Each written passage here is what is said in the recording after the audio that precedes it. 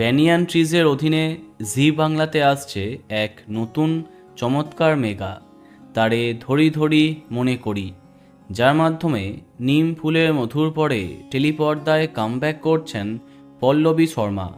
তার বিপরীতে দেখা যাচ্ছে বিশ্বরূপ ব্যানার্জিকে। ইতিমধ্যে ধারাবাহিকের প্রথম প্রোমো সামনে এসে গেছে, আর তাতে বেশিরভাগই পজিটিভ রিভিউ। অনেকেই বলেছে এই রকম একটা ধারাবাহিকের জন্যই তারা অপেক্ষা করেছিল। তবে সেই সমস্ত দর্শকের জন্য সত্যি মন খারাপের খবরটা সামনে এলো।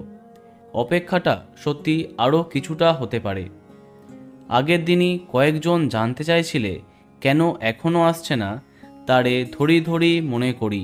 তার কারণ বর্তমানে জি বাংলার প্রায় সব ধারাবাহিকের ভালো টিআরপি দেওয়া, অর্থাৎ চ্যানেল নতুন গল্প তখনই নিয়ে আসে যখন কোনো ধারাবাহিক টিআরপিতে অনেকটা পিছিয়ে যায়।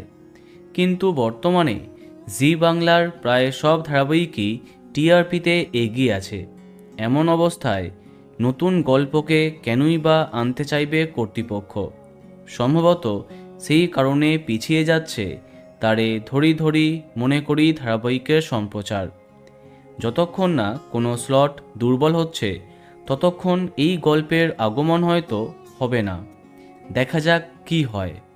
তো বন্ধুরা, এখন তোমার কি মন্তব্য কমেন্টে জানাতে পারো। আর এই রকমই আরও অনেক ভিডিও পেতে সাবস্ক্রাইব কারেন্ট বস। ধন্যবাদ।